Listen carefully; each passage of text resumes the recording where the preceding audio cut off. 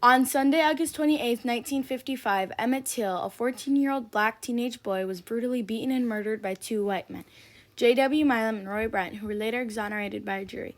Mamie Till's decision to have an open casket funeral for her son helped spark the civil rights movement and opened a new frontier for people of color to stand against the violence that came with the inequality of white supremacy. Later that year, when Rosa Parks made the decision to get arrested for her stand against inequality, she said, "I thought of Emmett Till and said to myself, there's no going back." Martin Luther King Jr. said, "This might be considered one of the most brutal and inhuman crimes of the 20th century." Because of Emmett's death, people fought for anti-segregation. The fight against segregation was a long and difficult one, but it was ultimately won through the tireless efforts of activists who understood that it was a fight that had to be fought hard. Lynching is when a group of individuals take the law into their own hands and kill someone without a trial or permission from the authorities. Violence was always present during segregation in the U.S. This time period had plenty of things that were just wrong. There was segregation, lynching, white supremacy, the Jim Crow laws, and racism. During this time period, there was a white supremacy group called the Ku Klux Klan, the KKK. Regardless of these white supremacy groups, white people would always harm a person of color without fear of punishment or being held accountable for their actions. There were segregationist Jim Crow laws in Mississippi. This and a culture of lynching where people who stood against those laws would be killed.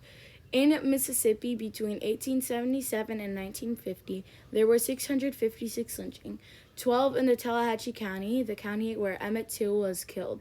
A county could go years without a lynching, but because they were unpredictable and the perpetrators go unpunished, the threat to violence was constant. Emmett Till grew up in a segregated lower class in Chicago, Illinois. Mamie Till was Emmett's mother, and they had a very loving and fun relationship.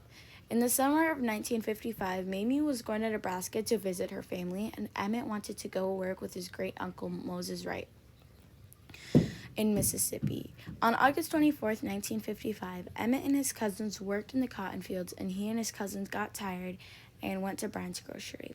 When Carolyn Bryant was walking out of the store with her kids, Emmett allegedly wolf whistled at Carolyn.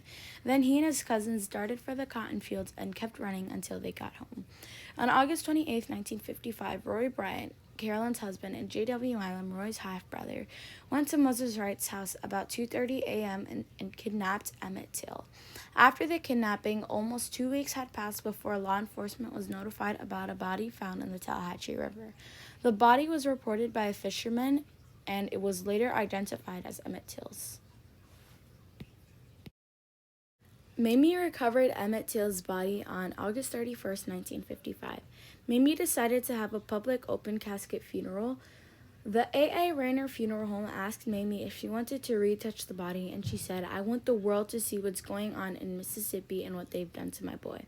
About 40,000 people attended Emmett Till's funeral because they wanted to see what Mississippi did to a young black teenage boy. Many people went running in tears because of how horrifying it was. Jet magazine took a picture of Emmett and put him in their magazine.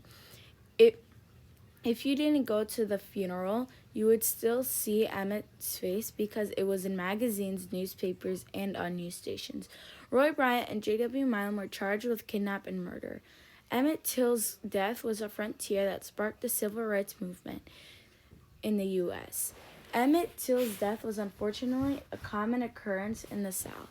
Mamie Till's decision to shine a light on that, to lean into the violence, to show it in all its ugliness, was a new frontier in fighting the kind of segregation that did not fully value black lives. In September of 1955, Emmett Till's trial started. Roy Bryant and J.W. Milam were said to already know they were going to win their case because they weren't taking it very seriously. They would come with their wives and children while paying little to no attention to the trial. During the trial, Moses Wright was called to the stand. They asked him to point out the two white men that killed Emmett Till. Moses Wright stood up in the courtroom knowing how dangerous it was and pointed out Roy Bryant and J.W. Milam. He later had to leave the state because of how dangerous it was. Willie Reed, another black male who risked his life for Emmett, testified that he saw Emmett in the back of a pickup truck with two white men in the front. Then on his way home, he saw the same pickup truck in a barn. After 5 days, the jury finally decided in about an hour. Roy Bryant and J.W. Milam got off scot-free. After the trial, a Look magazine article came out with Roy Bryant and J.W. Milam confessing about the murder of Emmett Till. But even after their confession, their crime went unpunished. The discovery of Emmett's body was an event that brought many more people to the growth of the civil rights movement. The discovery of Emmett's body helped spark the civil rights movement and brought many more people to start marching, protesting, and boycotting. Mamie would travel the U.S. and give speeches after the death of her son. The Anti-Segregation Act started in 1964 and were passed the same year. Many people are still dying today because of the racism still going on, and we're trying to fix that.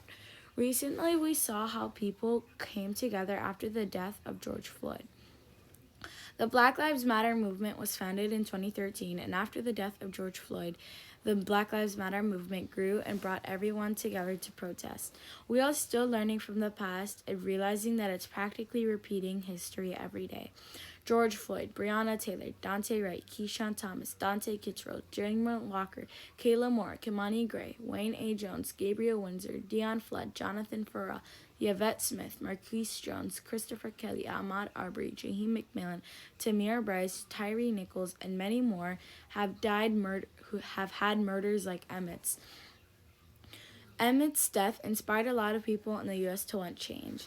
Many people are still dying today, with the help of people that stand up for what they believe in, we can stop that. Mamie once said, "A little nobody that shook up the world." 6 years later, the FBI closing the case again in the murder of 14-year-old Emmett Till, taken from his family's home and killed over a claim that he insulted a white woman. What the FBI has told the family tonight, and the family now responding. Here's Lindsay Davis. Tonight, 66 years after the brutal murder of Emmett Till, the Justice Department announcing they have closed their investigation. The family and friends of Till expressing their disappointment today. We're disappointed that no one has paid for the tragic, brutal murder of a 14-year-old boy for whistling at a white woman. The department had been looking into whether Carolyn Bryant Donham, the woman who claimed Till had grabbed and allegedly made lewd comments in a Mississippi grocery store, had recanted her previous accounts and if she or others could be prosecuted.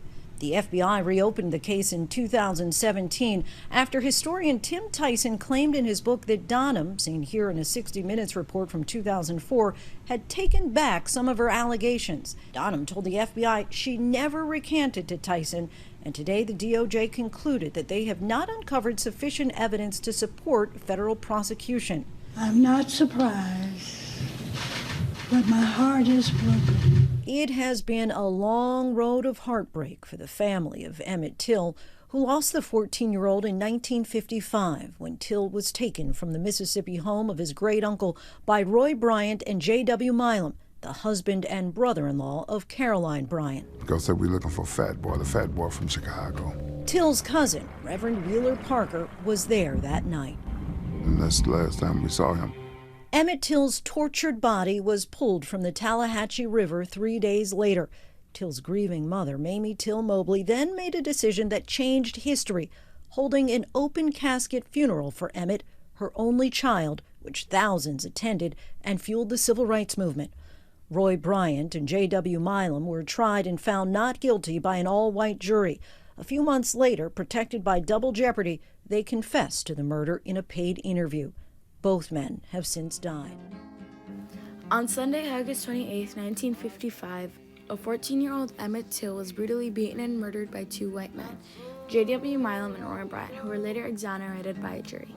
Mamie Till's decision to have an open casket funeral for her son helped spark the civil rights movement and open a new frontier for people of color to stand against the violence that came with the inequality of white supremacy because of the injustice that was going on.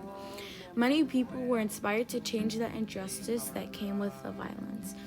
People want no more Emmett Till. People want change, so we fight for it every day.